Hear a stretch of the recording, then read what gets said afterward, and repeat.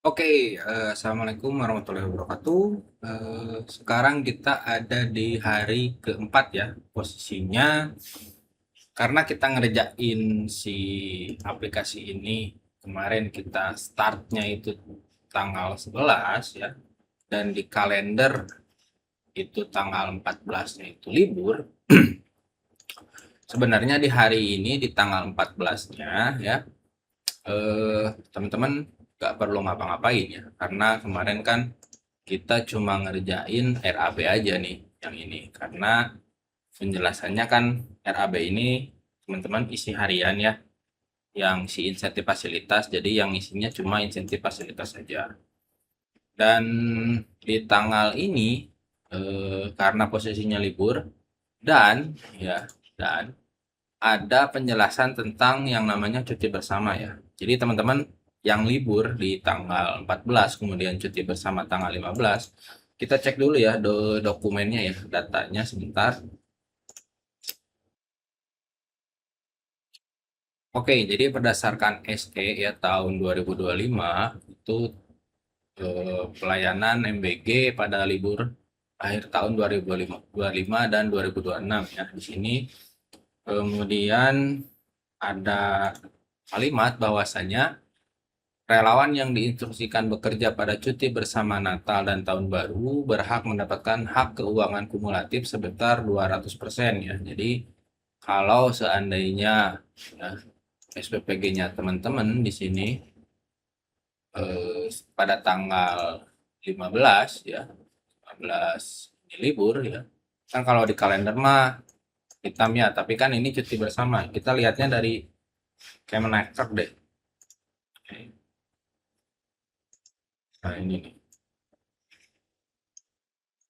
Nah, di sini cuti bersama tahun 2026 ya. Di sini acuannya 15 Mei Jumat itu penetapan cuti bersama ya.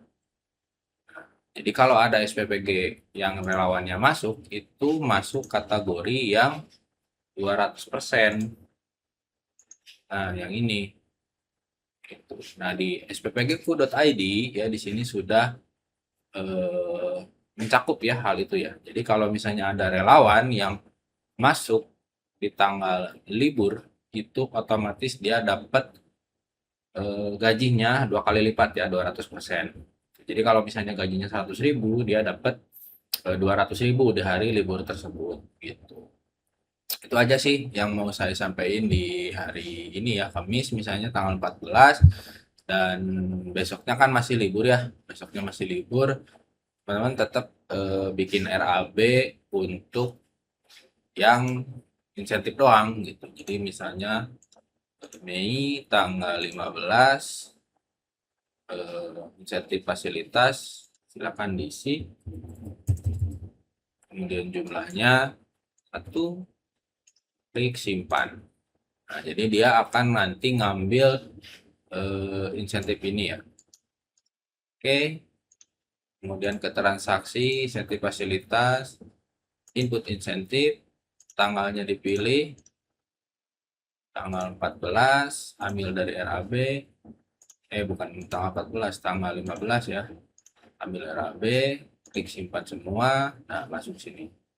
Gitu aja. Teman-teman bisa ngerjain ini di handphone ya. Jadi tinggal login, tinggal eh, ke perencanaan RAB, kemudian insentif fasilitas. Itu kalau teman-teman yang saya mau kasih tahu juga ya, itu kalau teman-teman yang bikin RAB-nya harian untuk insentif fasilitasnya. Ya, posisinya ini kan libur nih, cuti bersama tanggal 15-nya.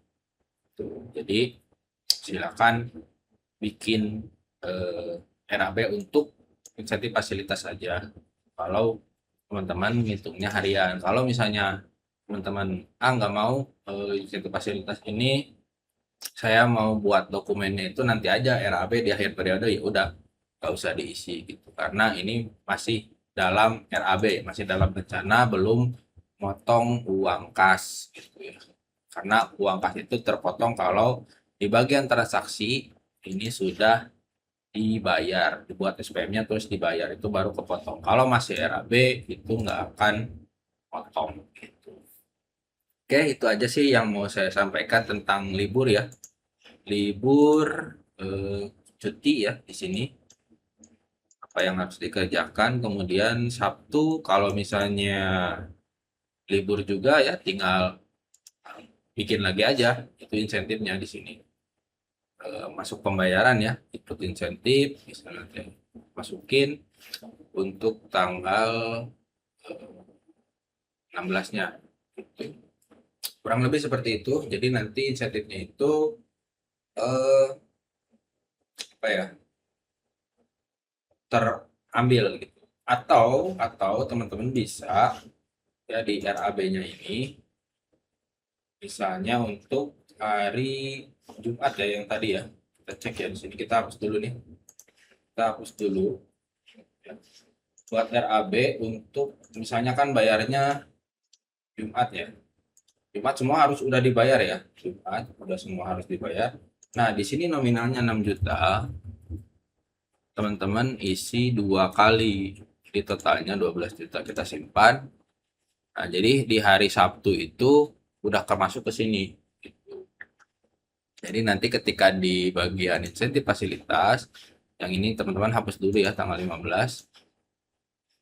Nah, kita input insentif, ambil tanggal 15 ya. Nah, totalnya 12 juta kita simpan. Ini untuk jumlahnya 2 hari ya. 1, 1, 1, 1, 1, 2. Jadi totalnya tuh 36 juta. Kita klik buat dokumen nanti. Tanggal dokumennya misalnya nanti ya. Nanti itu tanggal 23.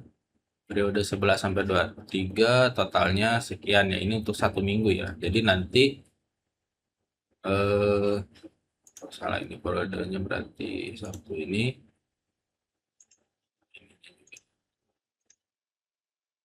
Nah, kayak gitulah. Jadi nanti kalau misalnya apa nggak diisi juga nggak masalah sih di RAB insentif tuh ya, tinggal disetujui aja.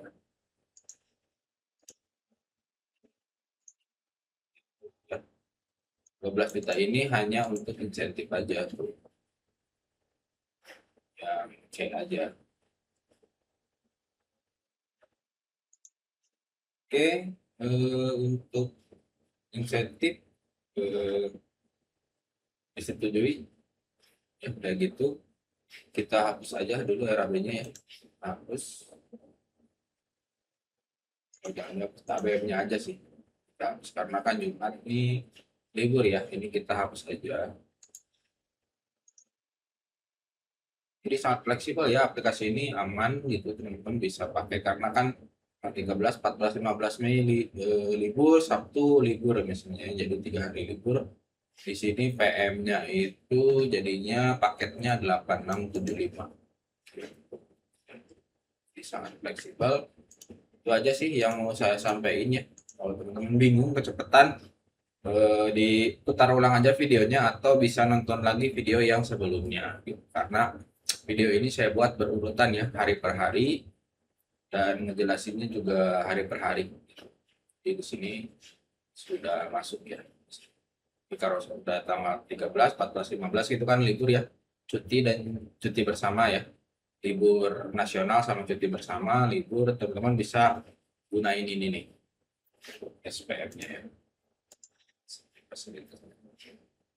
Oke, jadi tetap terakomodir ya selama 1 minggu 6 hari, totalnya 36 juta. Jadi nggak ada masalah sebenarnya kalau untuk insentif ini ya.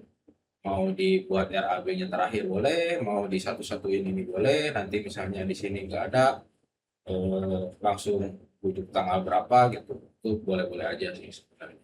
Karena nanti di pas buat dokumennya akan mengakumulasi dari periode tersebut gitu. Oke, mungkin dari saya itu saja dulu untuk hari keempat ya, dan mengenai libur ya sama cuti-cuti bersama kayak gitu ya, dokumen-dokumennya. Silakan kalau ada yang mau ditanyakan boleh nanti tinggal WA aja atau ngomong aja di grup ya, chat aja di grup, nanti saya bantu jawab. Oke, dari saya itu saja dulu. Wassalamualaikum warahmatullahi wabarakatuh.